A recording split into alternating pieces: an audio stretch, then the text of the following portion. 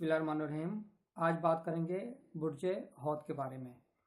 बुर्ज हौत बुरूज के अंदर 12वां और आखिरी बुर्ज है और इसका सितारा मुश्तरी कहलाता है।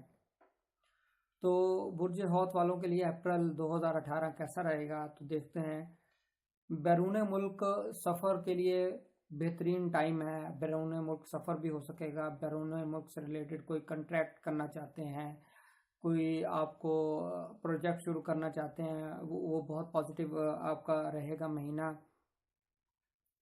न्यू प्रोजेक्ट आप शुरू कर सकेंगे, नए कॉन्ट्रैक्ट साइन करेंगे।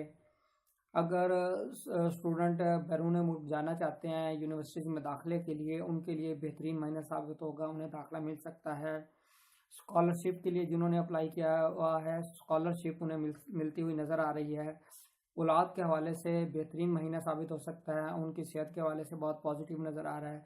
जिनके औलाद नहीं है उनके हवाले से भी बहुत अच्छा महीना साबित हो सकेगा। उनकी प्रेगनेंसी के हवाले से बहुत पॉजिटिव महीना होगा, खुशखबरी मिल सकेगी। महबूब के हवाले से बेहतरीन महीना साबित हो